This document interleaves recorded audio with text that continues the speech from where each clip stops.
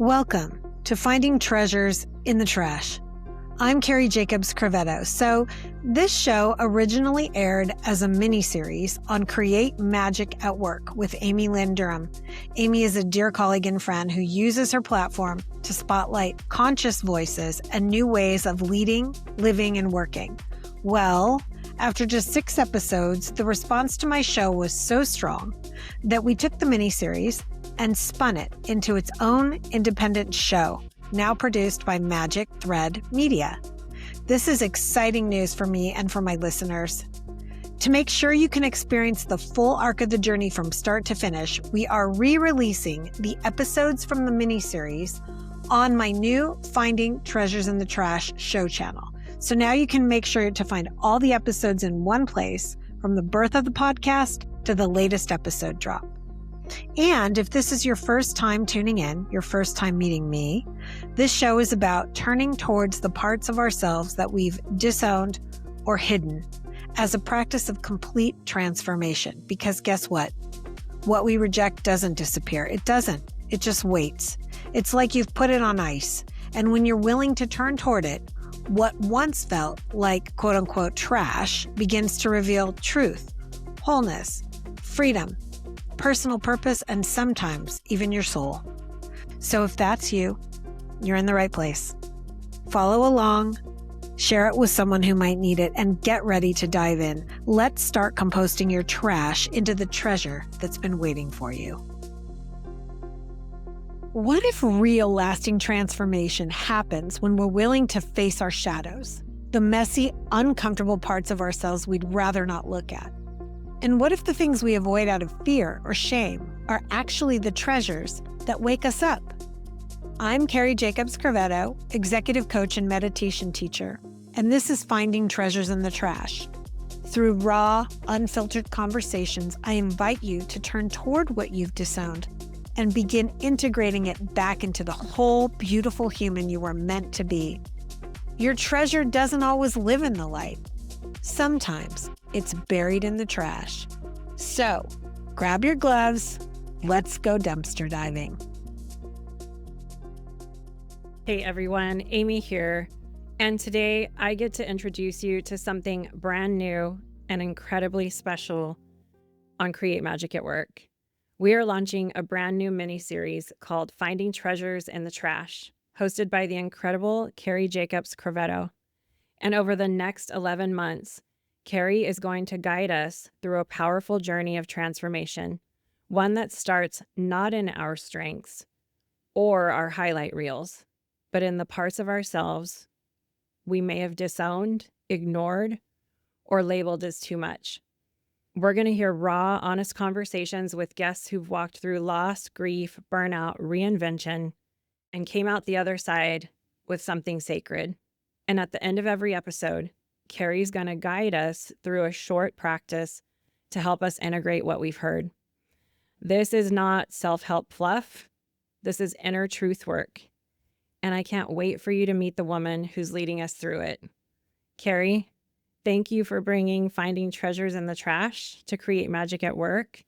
I'm just so grateful that these amazing humans and an amazing human such as yourself is bringing this conversation to the Create Magic at Work community and the listeners. So thank you. Wow, Amy, what an introduction. It's always so beautiful to hear your own work reflected back to you. And I'm so excited to be here today to kick this off with you. I mean, we have been behind the scenes kind of iterating this for a while. I mean, this is all you. And as you take everyone through this 11-month journey of finding treasures in the trash, before each month everyone gets this special piece of this series, I would love for you to share your backstory with everyone so they can learn a little bit about you and who their teacher and coach will be throughout the next year for finding treasures in the trash. So tell us a little bit about who you are and where you've come from and why you think we can find treasure in trash. And what does that mean? And we'll get into what that means. What does that even mean? Yeah. It's such a big question. Really my story is one of both self-reclamation as well as dissolving of self. And I'll start kind of at the beginning because that's where it started for me. So I was born in the 60s. I was born almost 2 months early.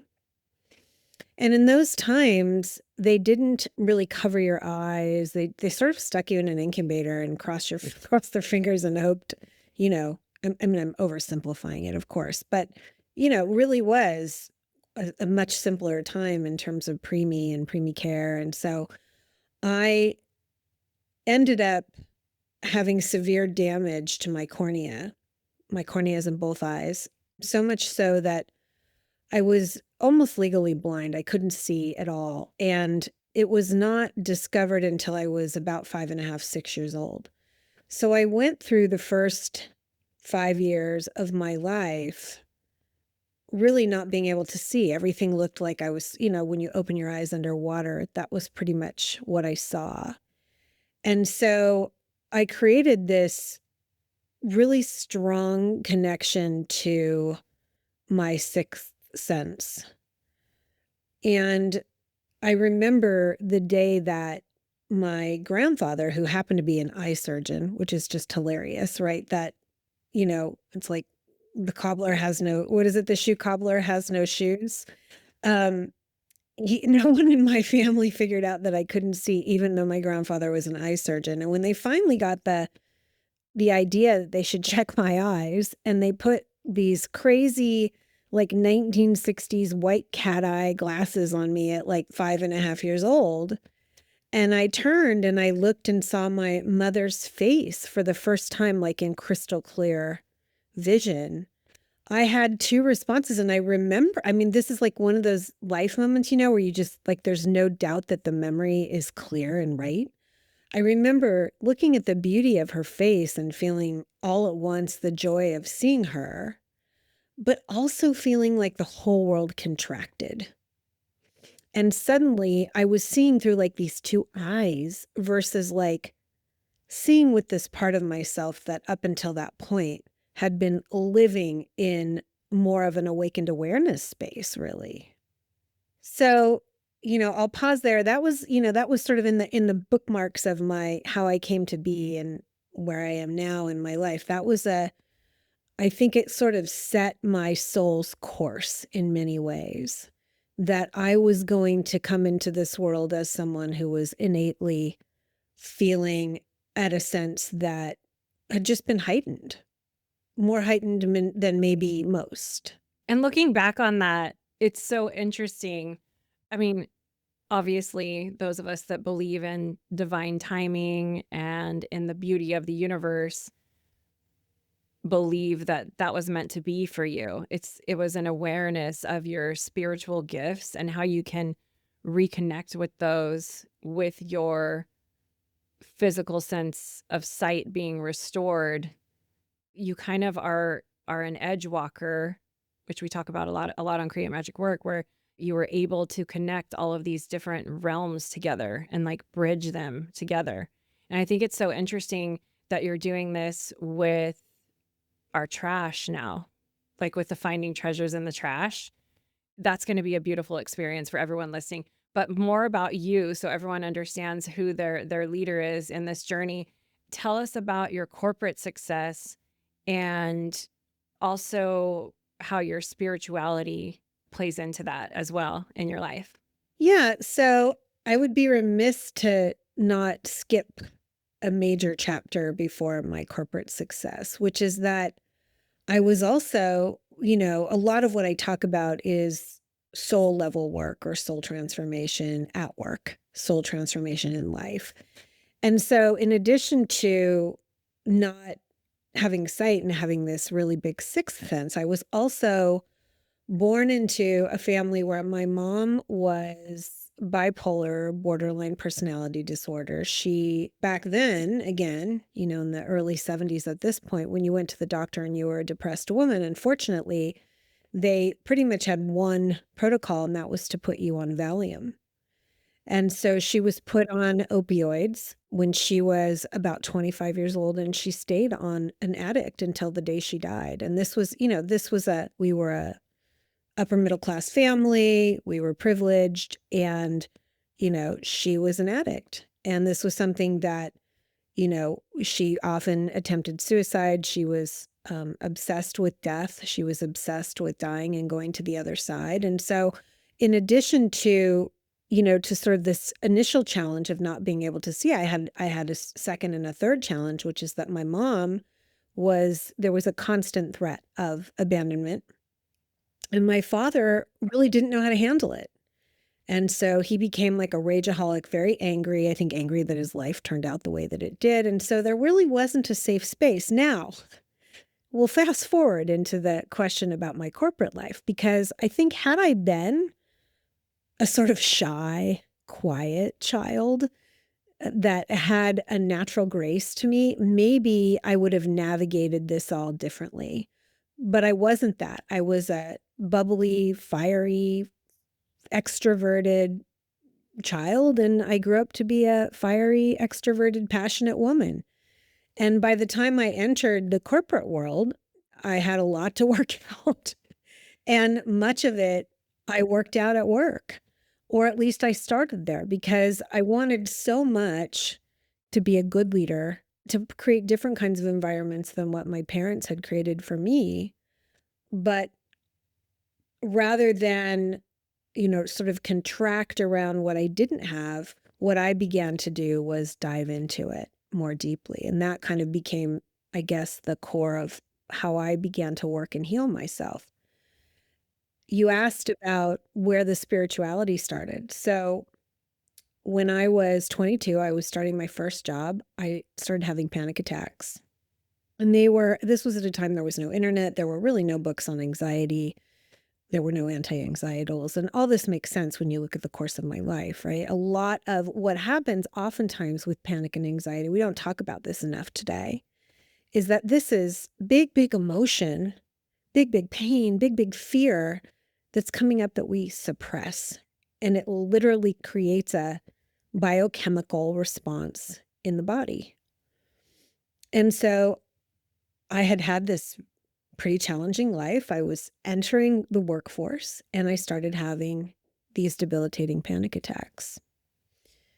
And my way through that, they had offered to put me on Valium. And of course, no way was I going to repeat the patterns of my mom.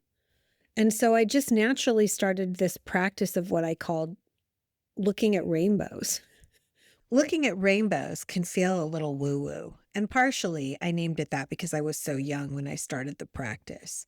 The first time that I found this practice, I remember feeling so much panic and anxiety, and having been to emergency room after emergency room and everyone telling me there was nothing wrong with me.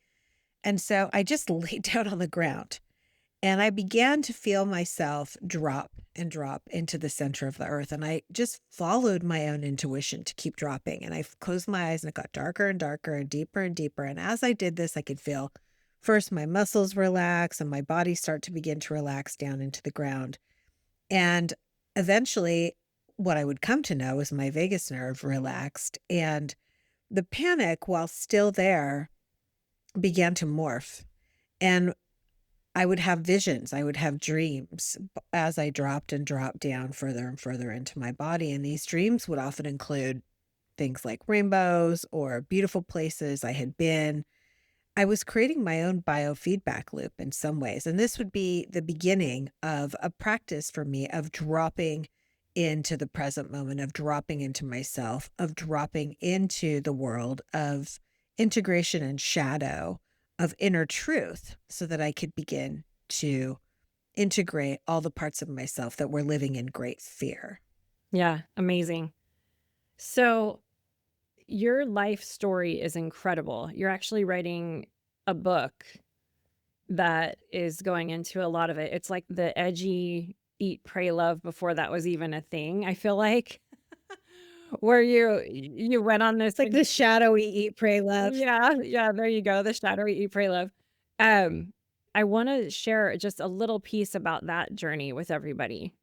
Yeah. So It really does tell this part of the story that I shared with you now, but it really dives into a lot of more meta-analysis around all those different points in my life where I had a choice, and the choice was really clear. I could either disown, suppress, disregard, lean other directions away from the parts of myself that were really, really hurt and damaged and traumatized. And what the panic attacks did for me, I think, is it gave me no choice to do that. And so I learned to lean in. And I learned to lean into every part of myself where there was resistance, because for me, when I didn't, I would feel anxiety and panic in my body. So it was like I had no choice, right? And I didn't want to be medicated. It was just a choice I made. And so I learned, and this is what the book is really about. It's a collection of different moments and stories. I call it a prescriptive memoir. So there's a collection of different moments and stories from my life where I could have had a choice to stay contracted, stay away from my pain, or I could lean into it. And the more that I leaned into it, using a combination of meditation and therapeutic practices of all kinds, some psychedelic practice, everything, really, everything was on the table for me. And the more that I leaned in, the more that I found freedom and release, the more I found my authentic voice, the more I found that I healed. And so that's really the story of the book. Hence finding treasures in the trash for everyone here, right? And I'm curious, what do you think would have been the outcome if you didn't lean in?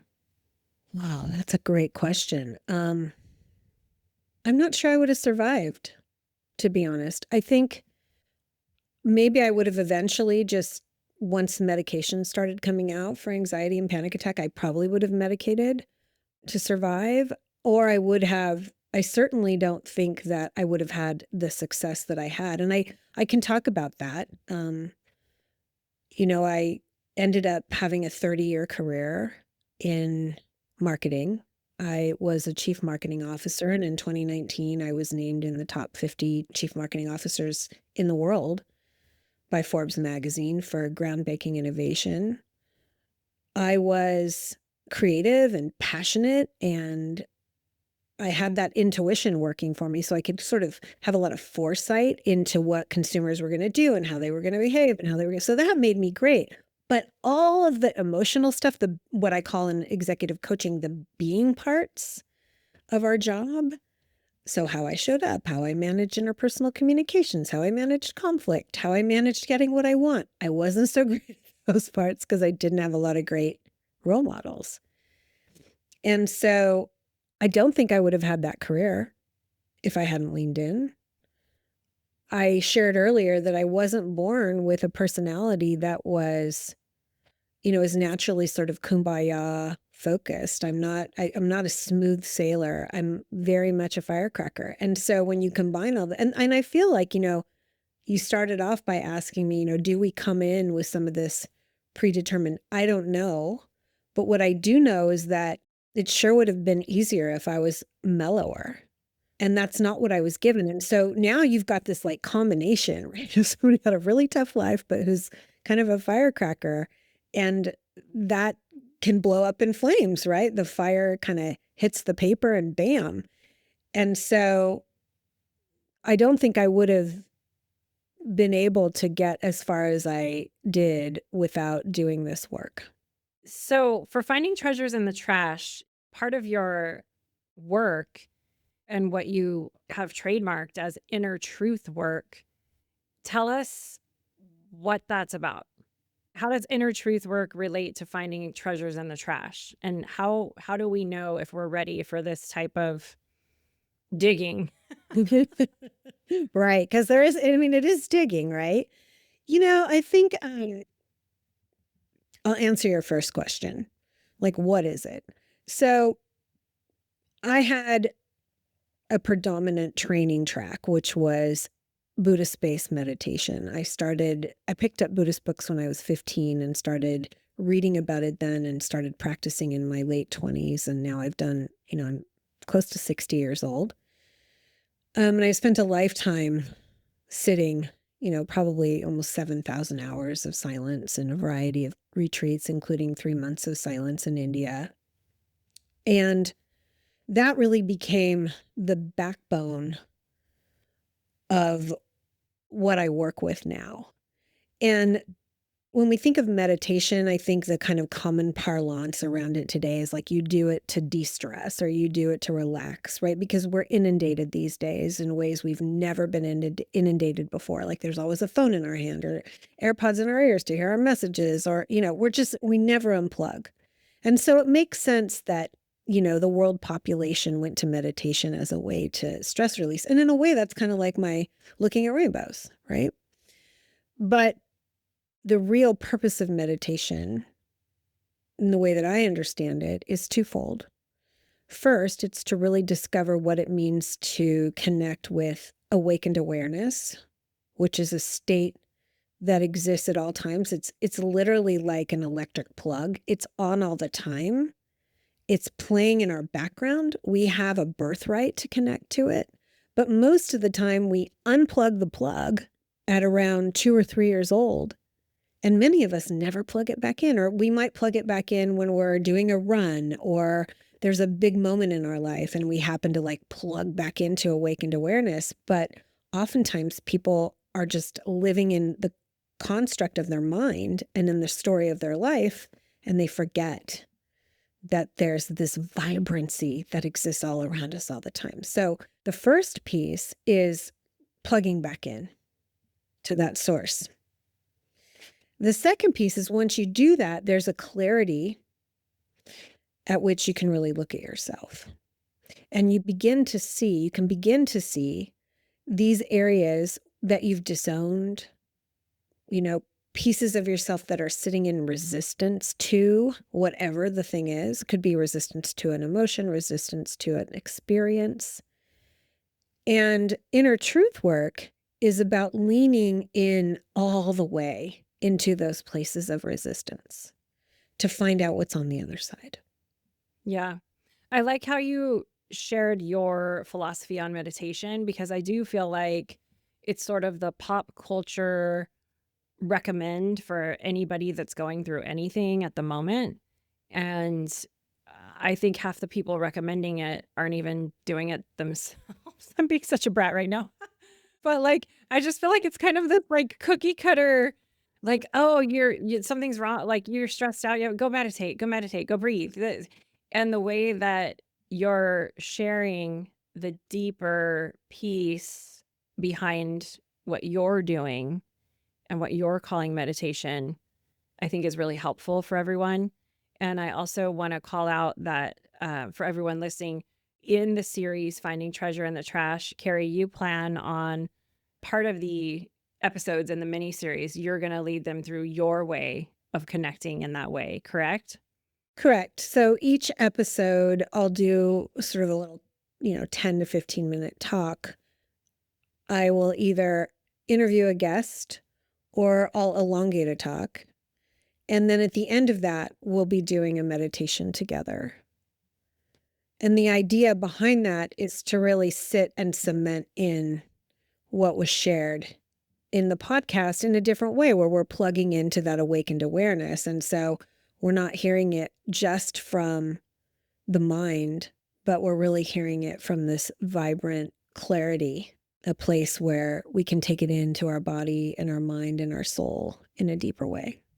That's so important. And I honor you for doing that, because a lot of us, those of us, I should say, that see coaches, therapists, friends, and we're verbal processing, maybe something we're going through. And, all these words come out. There has to be, and these episodes of this miniseries are going to be so powerful for everyone. There has to be a space to cleanse the energy of what has been verbally processed. You can't just have these beautiful conversations, especially about finding treasures in the trash, and then kind of like walk away with leaving all of this there. So it's really going to help shift everyone listening in this it's almost like a magical ritual way that you're going to lead everyone through that. And I just think that's I just want to call that out for everyone that's going to be going through the experience for the next 11 episodes and next 11 months. You're going to be with us for a year.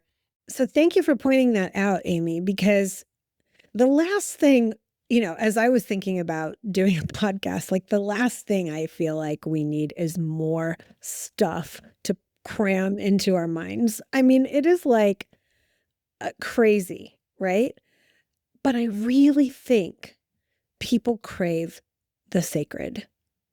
Even when they don't know it, they crave the sacred. And our way of doing it is just like we handle craving food, right? We just keep putting things in our mouth, but we don't stop to actually allow ourselves to metabolize information. And so much of the work that I do and the work that I do with my private clients and the work that I do with my meditation students is about metabolizing it into the soul, metabolizing it into the somatic space so that we can really tap into change, honestly. At the end of the day, for me, this was about becoming a good person. This was about trying hard not to push people the wrong way. I wanted to be loved. And probably it stemmed from a really big desire to be loved and liked. But it just so happened that in the process of trying to be loved and liked, I made it a whole lot easier for the people around me to love and like me. And I think fundamentally, it's kind of what we all want, is to be valued, to feel worthy, to feel abundant in love and in being liked. Yeah. So a big part of finding treasures in the trash and the work that you do that you call inner truth work is about people realizing they've pushed parts of themselves away, maybe inside them, or maybe they're beginning to notice parts of themselves they've disowned. It's also a call to those of us that are feeling that flicker of recognition that we've disowned some parts of ourselves to maybe even be the people pleaser, like you were talking about. It's a call to stop abandoning ourselves. So what would you say to everyone listening in this moment about what this is going to look like?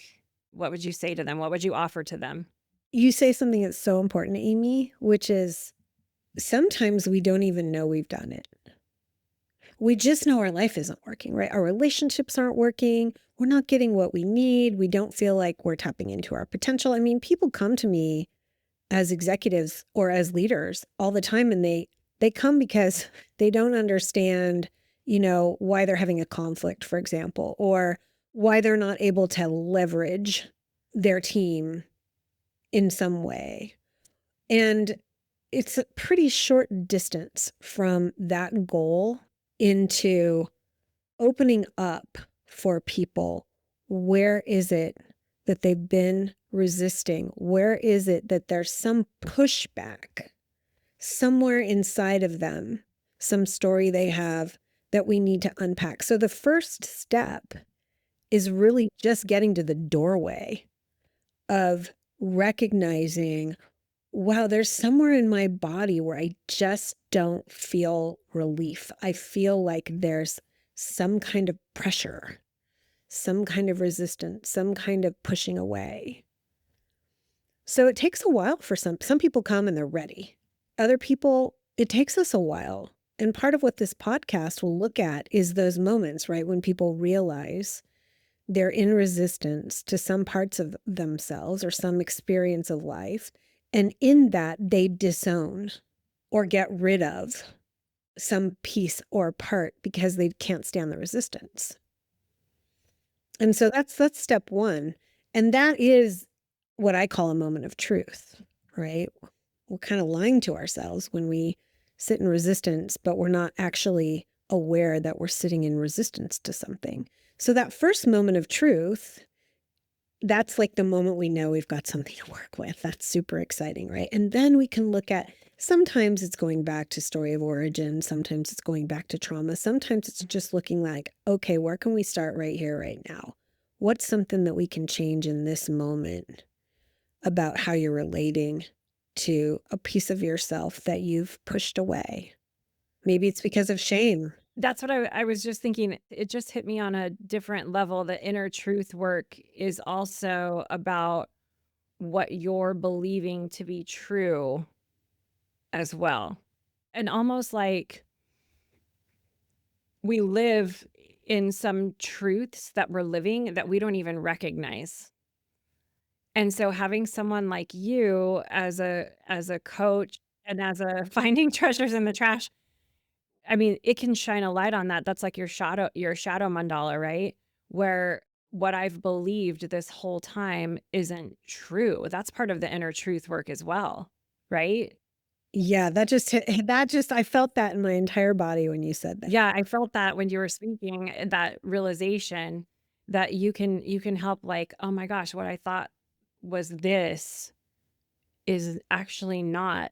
And it can open a door for me to live a much more joyful, abundant life. What about those of us that don't feel like digging in our trash? What if we're like, hey, I've got a great life. I feel great. I don't really feel like excavating anything at the moment. Is there something to those of us that don't want to find any treasure in our trash? It's a very good question. If someone has a full life and feels joy and feels connected and feels deep meaning, I mean, I don't know if there's anything to do there. What I would say is oftentimes that's a front. And I think this inner truth work is also about confronting the front, right? My mantra to myself, and this is just something I've said to myself since I was probably in my like early 30s, is continuously revealing the truth of who I am to myself. Like there's a little bit of an obsessive quality that I have about it, right? Like at every corner, I'm going to look for places where there's some disconnection. And that happens all the time. So I think even if somebody comes in and it's like, oh, I have this, I'm ready to look. I'm ready to look. We may find like, life is pretty good. What do you want? What are you looking for? But oftentimes, if somebody has a sacred calling and there's just that tiny, teeny voice that says, am I really looking at it all? Right? Is there something here for me that could make me feel more joyful, more authentic, freer, more connected to my soul and my own journey? If that's the voice we're following. And we're kind of not taught not to follow that voice, right? We're taught to do. We are a doing culture. Another podcast, great. Another whatever, another book, let's just do, do, do, do, do. But this is a whole different way of relating to ourselves. Yeah. What would you say to someone that feels like they're really sitting in the trash of their life right now? And they're like, I am not seeing any treasures. Maybe they're thinking, I believe that there was a rainbow I could look for. I'm not seeing it. I believe there could be something in this trash. I'm digging, nothing's coming up. And I feel sad and lost. And I'm in the trash. What would you say to someone that feels that way that's listening? I taught a class on Monday night. I teach a Monday night meditation class here in Lafayette, California. And I was doing some research for the class this last Monday afternoon, and I came across an old teaching from a kind of spiritual saint at this point called Ram Dass.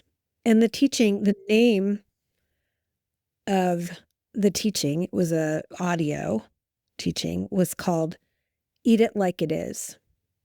And I clicked it open because, of course, it was a catchy title. And it was Ram Dass. And I thought, well, this is interesting. And the teaching it was in the early 70s. And he was talking about his dad. And his dad was kind of just a normal guy from New Hampshire. And his dad used to have, his friends over and they would drink scotch or bourbon and play poker. And one of his dad's friends owned an Italian restaurant. He was this kind of gruff Italian guy. And Ram Dass was younger and he happened to be in the room, and he overheard another friend say to the Italian restaurant owner, your spaghetti needs more sauce. And the Italian restaurant owner said, you know what? Eat it like it is. And in that, Ram Dass had this spontaneous teaching come out of him, which is love it as it is. And he went on in this teaching to share that at that time in the world, you could almost like carbon copy it to today. Like there was so much happening. There were wars happening. Ayatollah Khomeini was like a big threat. There was children in Ethiopia and Africa were dying 1 every 2 seconds. How can you love even that as it is? So part of this is not, I do not teach, and if you know me, you know I'm not a particularly woo-woo teacher. This is not about covering stuff over. This is not about pretending that I can sit here in California in a nice home with all the privileges that I've been given and look out at the world and say, okay, everybody's trash should just be turned into a treasure. It's not about that. But it is about living a deeply human life. And even through the muck, even through the pain, there will always be a path to something, to some treasure. Even if you can love it like it is that much harder, on the other side of it, I promise you there's something. Amazing. I think you really just solidified what you want listeners to feel through this series. Truly, with that statement. Amazing. I want to use your magical gift of foresight with everything that you've experienced in your life. What can you sense but not yet see for everyone listening to Finding Treasure in the Trash over the next year? I hope people will feel inspired to see their own inner truth, to find courage and bravery. The name of my company is Brave Directions, because this is not work for people lacking courage. It's hard work. But I do believe that when you put these practices and hear people's stories of how they've put these practices down in place, I'm hoping truly that it will be a soul calling for people to stop so much doing, to lean into being, and to really surfacing the parts of themselves that they're scared of or that make them uncomfortable, bring them back into the fold, metabolize, integrate them, and see what happens with their life. Love it. And so, Cari, you're going to be bringing so many amazing, cool guests to the series as well, which is a huge resource for the Create Magic at Work listeners and community. Any final thoughts for finding treasures in the trash before we ask everyone to grab their gloves and take a dive with us? We're going to go dumpster diving. It's funny. I had a very treasured aunt. I write about her in my book. And she was highly destabilized by life and ended up, much like my mom, on drugs for different reasons. And she was living in the streets of San Francisco. And every holiday, we weren't sure if she was going to show up or not. But inevitably, the door would fly open and in would walk my aunt in some crazy outfit or like a big, huge purple velvet cape. And of course, I was like in my teens and I would say, Auntie, where'd you get that? And she'd said, you know what? I found it in the dumpster behind the Macy's in San Francisco in Union Square. Love it. I just got the chills. And so I kind of feel like, I feel like, you never know what you're going to get. Maybe you'll get a big velvet purple cape, metaphorically, that will change your life. Amazing. Cari, thank you for taking us into this experience for the next year. I'm so excited to see where we land in spring of 2026. And for everyone listening, stay tuned and follow along with Finding Treasures in the Trash. And my hope is that we all find an amazing treasure in our trash throughout this series. Thank you so much, Amy. I'm in complete gratitude to be in partnership with Create Magic at Work. Thank you. It's going to be magical. Buckle up, everybody. Thanks for spending time with me and for having the courage to listen inward. If you'd like to continue the journey, you can find me at bravedirections.com, and there you can sign up for my newsletter and something really exciting. If you're ready to begin exploring your own inner terrain, I've created something called 5 Days to Truth. It's a complimentary 5-day meditation journey that helps you start gently digging into your own trash and discovering what's there waiting for you. So until we meet again, be kind to yourself and trust what's emerging, because inside the muck lives the gold.